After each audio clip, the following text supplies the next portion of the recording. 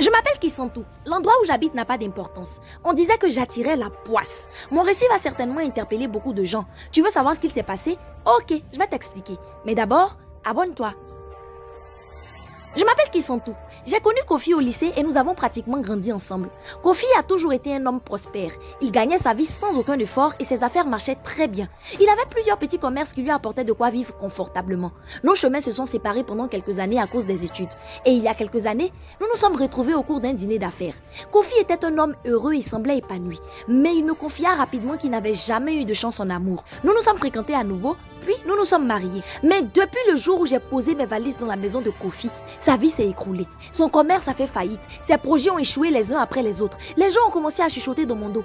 Regardez comment elle lui porte la poisse. Moi, je priais chaque nuit demandant à Dieu ce que j'avais fait pour mériter ça. Je comptais les nuits où mon mari se retournait dans le lit, le souffle court comme celui d'un homme poursuivi. Il était tourmenté et j'avais beaucoup de peine. Alors un matin, j'ai décidé d'aller voir Taundundu, ce vieux sage réputé pour ses prières miraculeuses. Mais chez nous, une femme ne consulte pas un guérisseur sans l'accord de sa belle famille. Alors, anxieuse, je suis allée trouver Mama Diallo, la mère de Kofi. « Maman, lui ai-je dit, je ne sais pas pourquoi les affaires de Kofi ne marchent plus du tout. Et j'ai l'impression que cette situation n'est pas normale. Je voudrais demander à un homme de Dieu de prier pour nous, mais j'ai besoin de ton accord car Kofi est ton fils. » La maman hocha la tête et me rassura. « Tu as bien fait, ma fille. Non seulement je te soutiens dans ta démarche, mais je vais vous accompagner demain chez Taundundu pour que les mauvaises langues ne t'accusent pas d'avoir amené ton mari en cachette chez un guérisseur. » Sans un mot, elle prit son pagne et s'en alla. Le lendemain, dans la case de Taundundu, l'air sentait bon l'encens et les parfums sacrés. Taundundu nous a fait asseoir en cercle. Après avoir tracé des symboles dans la poussière, il a commencé à prier. Soudain, ses mains se raidirent comme saisies par une force invisible. Sa tête bascula en arrière, révélant le blanc de ses yeux. Quand sa bouche s'ouvrit à nouveau, la voix qui en jaillit fit vaciller la flamme de la lampe tempête. Une voix rauque qui n'était pas la sienne a grondé. « Enfin, tu reviens à moi, Kofi Diallo !» Mama Diallo a frémi. Je sentis la sueur couler dans mon dos. Je suis Ndoko, l'esprit gardien de ta lignée. Ton père m'a supplié pour avoir un héritier mâle. J'ai exaucé sa prière. En échange, il a signé un pacte avec moi, mais tu ne le respectes pas. Kofi a blêmi. Quoi?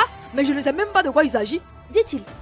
Le pacte était clair. J'apporterai le bonheur et la prospérité à la lignée de ton père jusqu'à la 3e génération. Mais en échange, aucun d'entre vous ne devra jamais se marier sans mon accord, car c'est moi qui devrais vous fournir une femme de mon monde, une femme des eaux, afin qu'elle puisse venir sur terre tourmenter les humains. C'est pourquoi j'ai toujours fait en sorte que tes relations sentimentales soient des échecs. Et toi, tu allais prendre cette femme? Je ne comprends pas, murmura Kofi. Tu prétends détruire ma relation sentimentale, alors comment ai-je pu épuiser Kisantou? C'est parce qu'elle prie en vérité, hurla l'entité. À cet instant, la tête de Taundundu s'est tournée vers moi et j'ai vu ses yeux blancs comme la lune. Mama Diallo s'est effondrée en pleurs. C'est vrai. Avant ta naissance, ton père et moi avons supplié les esprits pour avoir un fils. Nous avions déjà 5 filles. Alors, nous sommes allés faire des sacrifices et des incantations à l'esprit des eaux. Ton père connaissait lui seul les conditions de ce pacte, mais il n'a pas eu l'idée de m'en parler avant de mourir. Ton mariage a offensé l'entité que nous avions évoquée.